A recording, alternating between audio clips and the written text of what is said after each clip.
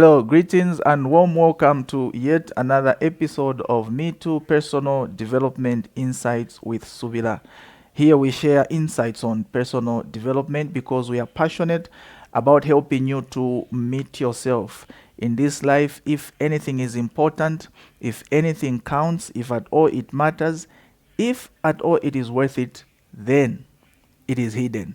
And you are part of the hidden matters. One thing you need to realize is that in this life, you have yourself to cultivate, you have yourself to discover, you have yourself to meet, and you have yourself to manifest. And it all begins with a commitment to personal development. The beauty with committing to personal development is that it is going to result in you raising your level of self awareness. And once you raise your level of self awareness, this will have a tremendous effect on the quality of choices that you make. Because the more you know about yourself, the sharper the choices or decisions you make in your life. And once you improve the quality of your own choices, you ultimately improve the quality of your own life. And when this happens, it is going to have a ripple effect on the quality of life of what you associate yourself with. That means the quality of your life, of your family, the organizations where you found, as well as the nation where you belong to, and the world at large will improve. So it all begins with a commitment to personal development. And to take you through today's episode, I am your host, Subira Kaunda. Allow me to begin today's teaching with a joke that I came across on social media, that should have been Facebook to be specific. And it is a joke about the brains that were on the market. These brains were on sale. And each brain at that particular market represented a certain continent. So there was a brain from Africa, there was a brain from Europe, there was a brain from North America, and a brain from South America. There was a brain from Asia and a brain from Australia. And each brain carried its own price tag.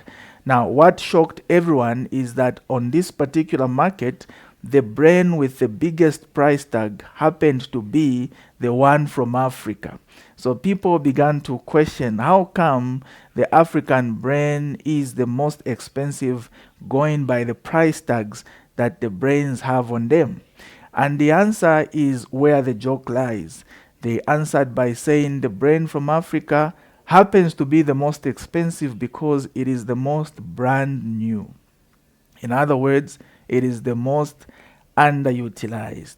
That is the joke that I found personally to be funny. I just hope that this joke was being given by a fellow African, because an African like myself can afford to pass a joke on Africa. If you are not an African and you pass such a joke, it will come out offensive.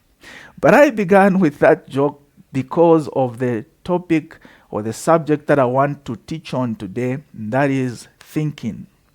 One of man's most powerful tools for survival on earth, thinking. I want to talk to you about the subject of thinking today. I just want you to know that thinking is an art and thinking can be mastered. Thinking doesn't necessarily happen naturally. In fact, as I begin to teach on thinking, let me begin by saying what thinking is not. Thinking is not worrying. I meet a lot of people who worry so much that you often hear them pass comments such as, I have been thinking so much, even my head is paining. I've developed a headache. But oftentimes, when you investigate the kind of thinking they engaged in, you discover that they were just worried. So, thinking is not worrying.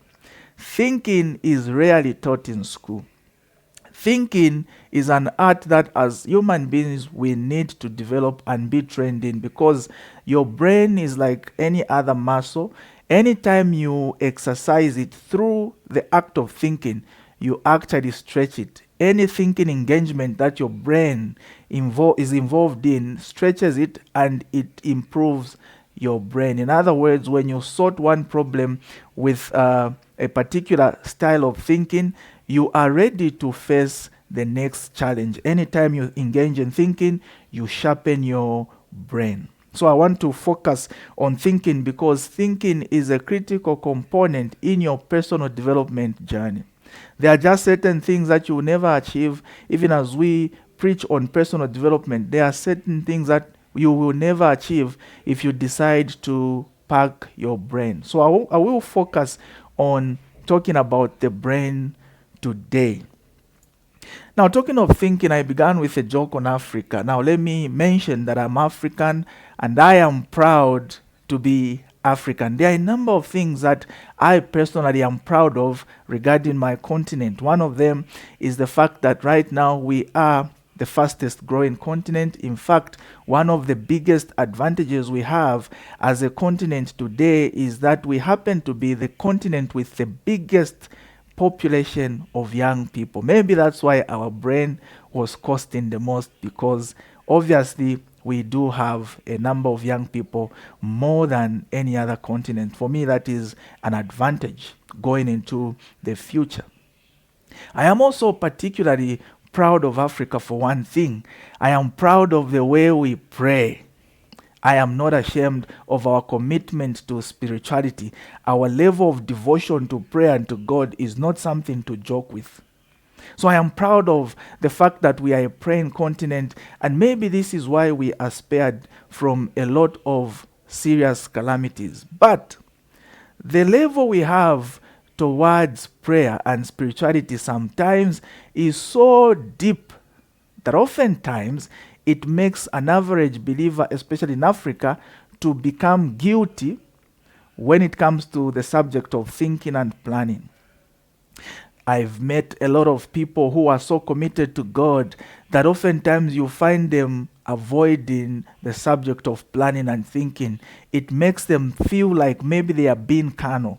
It makes them feel guilty, as if they are not so much depending on God. And that is what I want to talk about. I want to clear that air, I want to clear the air around that issue, even as we discuss thinking, so that coupled with grace and the love of God, then you engage the brain, you will definitely actualize the personal development that we talk about here on this channel. If you haven't yet subscribed to this channel on YouTube, please go ahead and subscribe. Now, here is what I encountered in Isaiah chapter 1 and verses 18, because I also almost fell into that trap of avoiding to think so much, thinking that maybe I'm being carnal.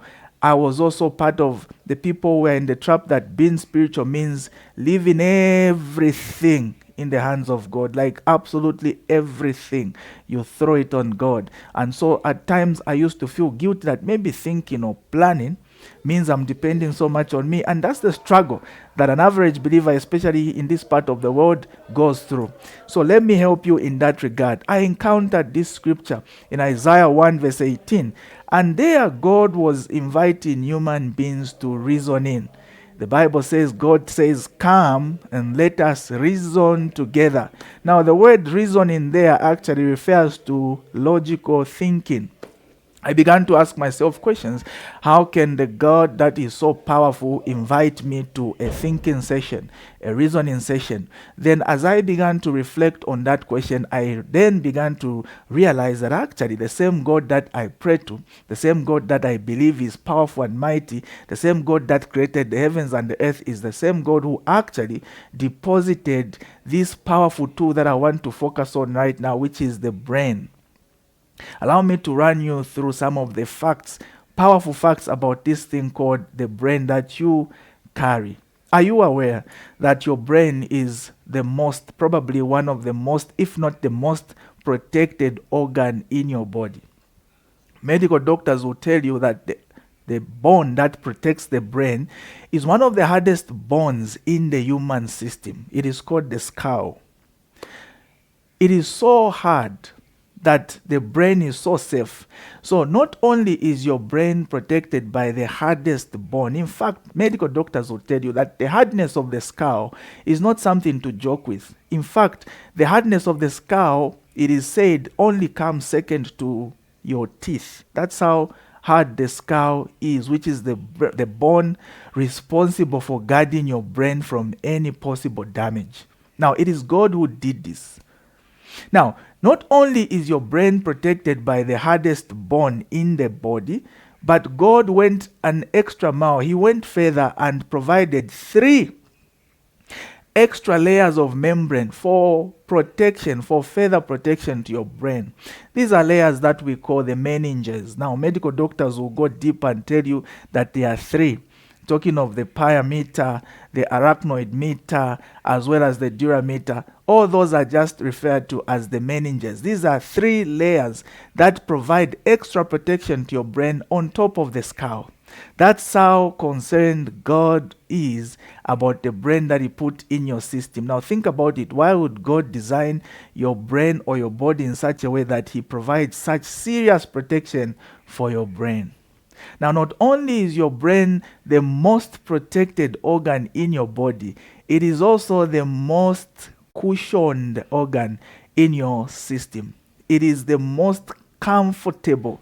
It is so heavily cushioned that there is a fluid in your body and in my body which we call the cerebrospinal fluid. It runs all over the head and down into the spine. That fluid is the shock absorber for your brain. God made sure that your brain must be comfortable even as it sits in your body. It is so cushioned that the brain rarely experiences damage. Now, not only is it the most protected, it is also the most cushioned. But also, not only is it the most cushioned, your brain is the only organ in your body that was spared by God from sensory nerves. In other words, any other part of your body, any other organ is able to experience pain because of the nerve susceptors. But for your brain, the nerve susceptors were totally eliminated by God. In other words, your brain does not experience pain. Even if you are experiencing a headache, I guarantee you that headache is not coming from the brain. Why did God treat the brain with so much attention? Like, why did He have to give it all this attention? And not only that, I've not ended. Your brain claims the biggest chunk of all oxygen that enters your body. Are you aware that overall 20 to 25% of the oxygen in your body goes to the brain? The entire body system shares the rest of the percentage. That also includes the energy. Now, why did God design your brain in such a way that it commands all this attention, and then you, because you pray, because you believe in God, because of grace, you decide to pack the brain and choose to live a life where you just depend on God for everything, even at the expense of your brain? I want you to know that if you decide to neglect the brain, there are certain problems that you just never overcome. Now, with all those powerful statistics about your brain, it is therefore important that you learn how to engage these two. So in this episode, I will guide you into 3 major reasons why you ought to think. 3 powerful reasons why you must engage the brain. I look forward to another time when I will teach you on how to think, but for today I want to focus on why we must think. I want to challenge you that the brain that has been put in you was put in there by God because life on earth demanded that you carry one. And so your journey to personal development can never be actualized to the full if you do not learn how to master the art of engaging this powerful tool that you have been given to thrive and dominate with here on earth. So let's look at the 3 major reasons why you must be able to engage your brain to think and solve the problems that you will encounter in this life. Reason number 1 is that in this life, problems will always exist. Reason number 1 why you and I, we have to think. You and I, we have to engage the brain is because this life will always be problematic. This perhaps is one of the promises that even Jesus made in John 16 verse 33 when He said, I am telling you this so that in me you may have peace, because in this world you will have many problems. That is a statement that came from the mouth of Jesus Himself, that in this life we will have many problems. If you're going through a problem, there are more problems to come. And I believe that's not the first time you're experiencing a challenge. You've experienced challenges before. That is just the nature of life. It will always be problematic. Now, why is it like this? Now, as believers, one of the reasons why we have problems on earth is because of the enemy, the evil one. Satan was kicked from heaven to earth and he creates problems. But I also want you to know that it's not just him. Even without him, problems on earth will continue to persist. Why? Because other than the enemy creating problems, problems also serve another unique purpose, and that is problems happen to be the dress code for opportunity. This is a mindset you must have in your personal development journey, that problems are a dress code for opportunity. We teach here at Me2 that anything that is important comes hidden. Let me tell you this also includes opportunities. There are a number of people who like to pass over opportunities repeatedly because they have not been trained to identify and utilize the opportunities. Why? Because opportunities will never announce themselves to you that here I am an opportunity, take advantage of me. It will never happen. No matter how much you pray, an opportunity will never come looking like one. The opportunities of this life always come dressed in problems and in challenges, that it takes somebody who has been trained to engage their brain to spot, or even their spirituality to identify and sense that this is an opportunity. In other words, opportunities are hidden in problems. One of the reasons why you must learn to think and engage the brain is this very reason, that in this life, opportunities come dressed in problems.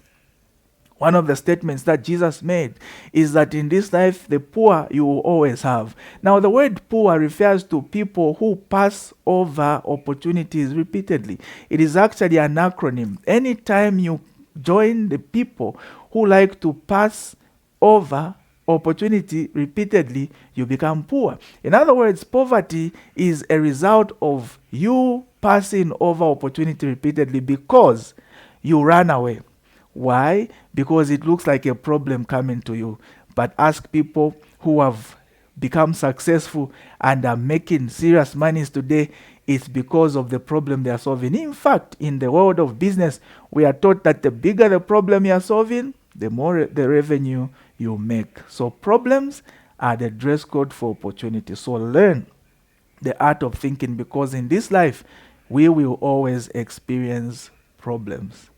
Reason number 2 why you and I ought to think, even as we embark on this personal development journey, why we ought to learn how to engage the brain is because life on earth was designed in such a way that every living creature had to be equipped with a survival tool, with a tool for surviving.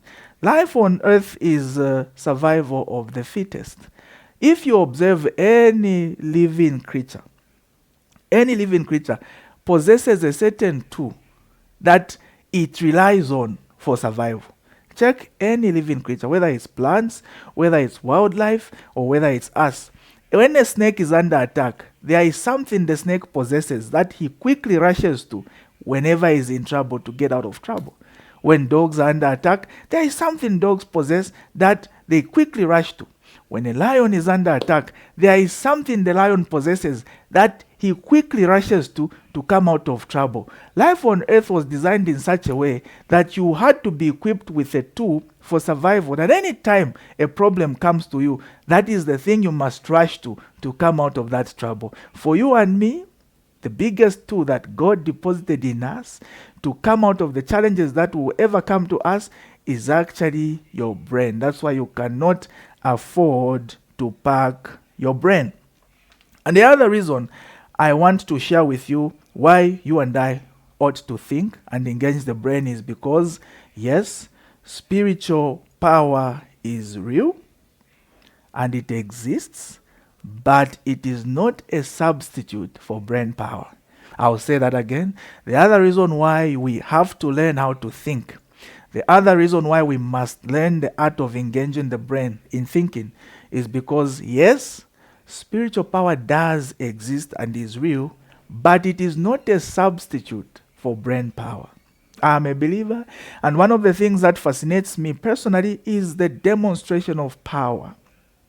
I enjoy witnessing spiritual power being demonstrated. Now, the demonstration of power is all over. You can read it in books, you can read it in the Bible, you can watch it on TV. One of the books, for example, that I like to read anytime I want to be fascinated by the demonstration of power is the book called The Acts of the Apostles. There is serious demonstration of power in that book. It is in there that I find that there are people who were named, men such as Peter, who would actually get his handkerchief and then throw it to the people who were sick, and the handkerchief would deliver the healing. That is spiritual power on display, powerful demonstration of spiritual power. It is in there that I find men like Paul the Apostle, who performed powerful miracles that even when a person died, they would raise them back to life.